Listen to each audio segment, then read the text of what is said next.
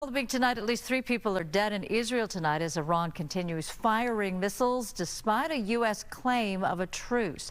Iran denies any deal, saying it'll only stop if Israel ends its illegal aggression. Israeli media say that Prime Minister Benjamin Netanyahu may agree, but only if Iran stops first. Earlier today, Iran hit a U.S. base in Qatar, retaliation for American strikes on Iranian nuclear sites. In just 10 days, over 400 people in Iran and 24 in Israel have been killed. Meanwhile, a former Iranian soldier now living in the U.S. is sharing his perspective on the conflict. Fox 11's Matthew Seedorf has the story you'll see only on Fox 11.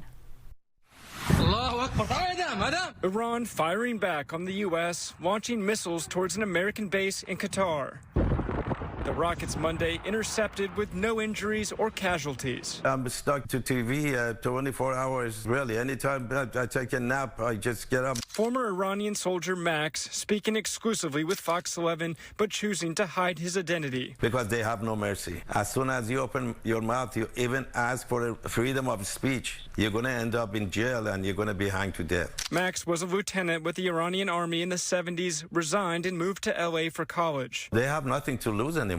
Now a U.S. citizen anxiously watching tensions in the Middle East climb. The U.S. over the weekend bombing 3 nuclear sites in Iran. I'm happy they did, and I think they shouldn't stop until they eliminate all these mullahs. Let that country be free again, like we used to be 46 years ago. I think we're headed for World War III. Anti-war protests erupt at major cities across the country. Death is never the answer. Killings are never the answer. Bombings are never the answer. People who are opposing this, that the United States shouldn't get involved, they are wrong. They haven't been to Iran. They haven't dealt with those people. They should go, at least for a week or so, really, to see what they are encountering. President Donald Trump posting this to Truth Social late Monday afternoon. It has been fully agreed by and between Israel and Iran that there will be a complete and total ceasefire. The United States is the leader of the whole free world, and thanks to Donald Trump and Netanyahu, that Iranian people are thanking him right now in Iran. And they are waiting him to finish the job, not to stop. Protesters outside the federal building in Westwood agreeing with that former soldier, saying it's time for a regime change in Iran.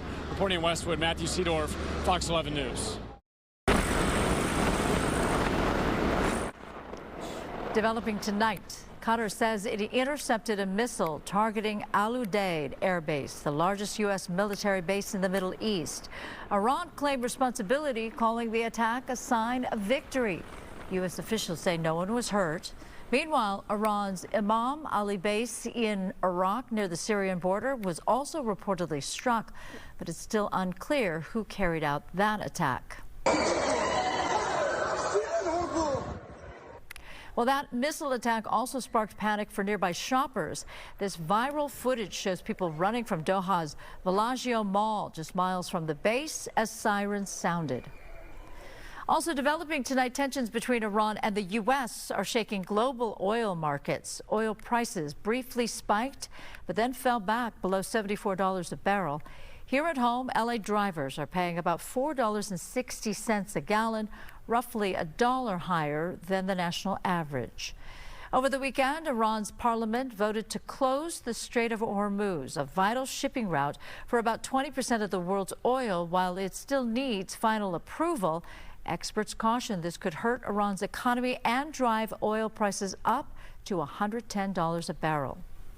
Shipping delays in the strait are leading Secretary of State Marco Rubio to call on China to pressure Iran against closing that waterway.